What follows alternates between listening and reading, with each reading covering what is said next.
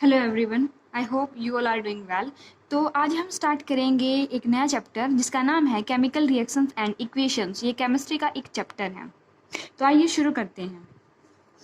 Chemical reactions Hindi में बोलेंगे रासायनिक प्रक्रियाएं।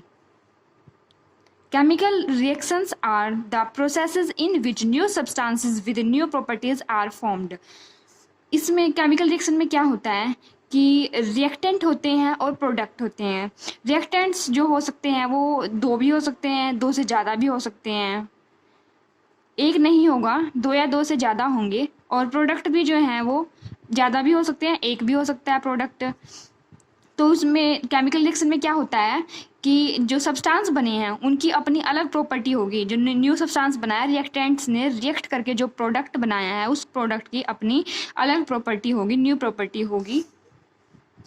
जैसे कि एग्जांपल ये नीचे है, मैग्नीशियम का और ऑक्सीजन अगर रिएक्ट करती है, अगर इनको हीट कर दिया जाए, बर्न कर दिया जाए मैग्नीशियम को, तो जो बनेगा वो बनेगा मैग्नीशियम ऑक्साइड। तो इसकी प्रॉपर्टी जो है इनसे अलग होगी। इनकी जो इंडिविजुअली जो प्रॉपर्टी है ना, वो जो प्रॉपर्टी है इसकी प्रॉपर्टी से अलग होगी। इसकी प्रॉपर्टी बिल्कुल अलग होगी, डिफरेंट प्रोडक्ट की प्रॉपर्टी अलग होगी। नेक्स्ट है, during a chemical reaction atoms of one element do not change into those of another element।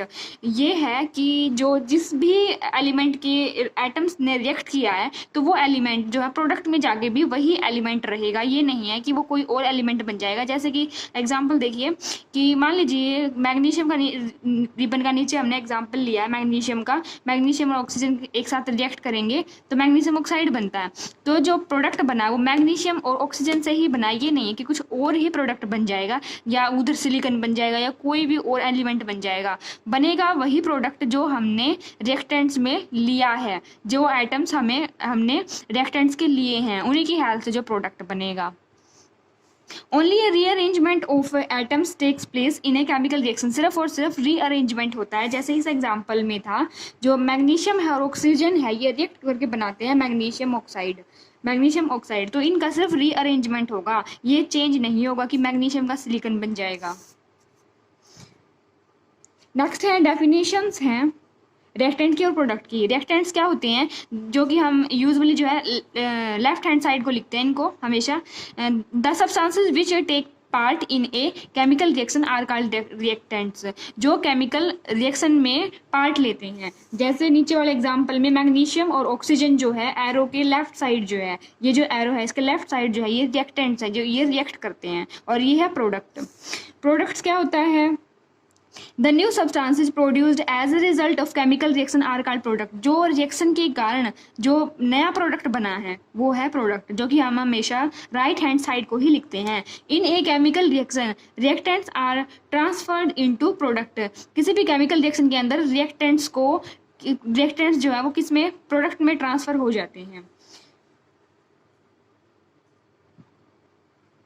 The product thus formed have properties which are entirely different from those of the reactant। Product की property जो है वो हमेशा reactant से अलग होती है। इनकी प्रॉपर्टी कुछ अलग मिलेगी, इसकी अलग मिलेगी, और जो ये प्रोडक्ट बना है इसकी प्रॉपर्टी अलग है।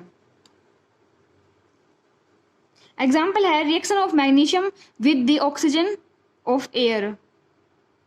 इसमें मैग्नीशियम मेटल है और जो ये ऑक्सीजन है ये गैस है जो कि एयर में होती है। अगर हम मैग्नीशियम एज अ रिबन लेंगे या मैग्नीशियम मेटल लेंगे, उसको बर्न करेंगे, हीट करेंगे, तो बनेगा मैग्नीशियम ऑक्साइड जिसका कलर होगा वाइट पाउडर, मतलब ऐश बन जाएगी।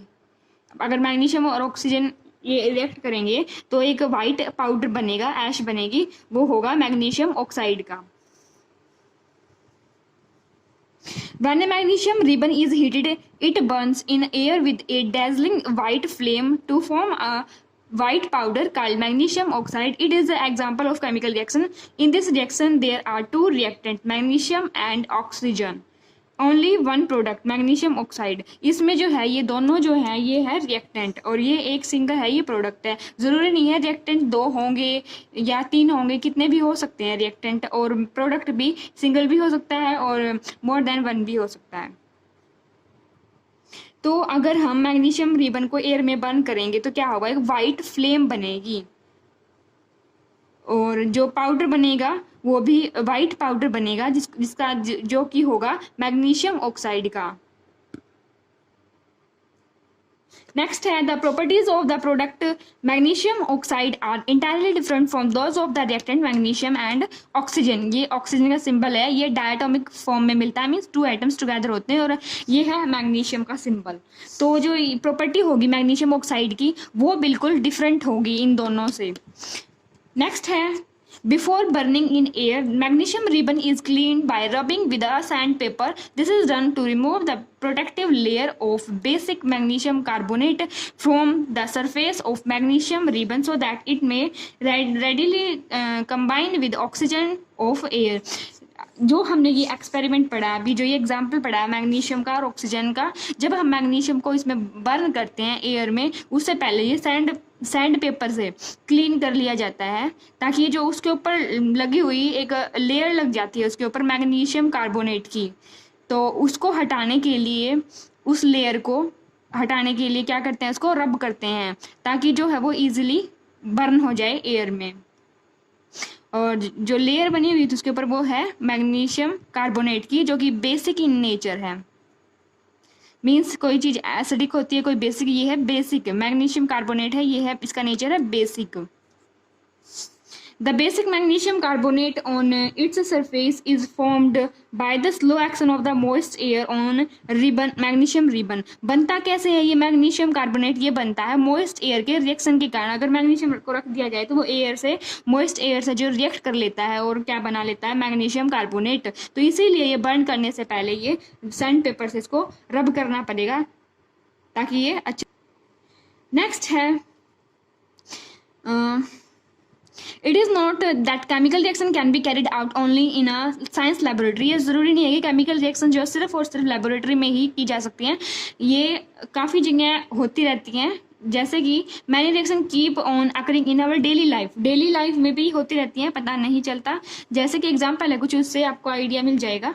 Souring of milk during summer, गर्मियों के दौरान दूध का खट्टा हो जाना। Formation of curd from milk, दूध से दही का बनना। कुकिंग ऑफ फूड का बनाना। प्रोसेस ऑफ रेस्पिरेशन, जो हम रेस्पिरेशन की या और अन्य जो एनिमल हैं वो जो ये प्रोसेस करते हैं, वो उनके अंदर रेस्पिरेशन की प्रोसेस के दौरान भी केमिकल रिएक्शंस हो रही होती हैं। Burning of fuels like wood, coal, petrol etcetera, जब ये हम जलाते हैं तो ये भी ऑक्सीजन के साथ रिएक्ट कर रहे होते हैं, केमिकल रिएक्शन हो रही होती है। Burning of candle wax, ripening of fruits, digestion of food in our body, rusting of iron, fermentation of grapes. ये थे कुछ एग्जाम्पल जो कि डेली लाइफ में जो केमिकल रिएक्शंस होती रहती हैं उनके एग्जाम्पल।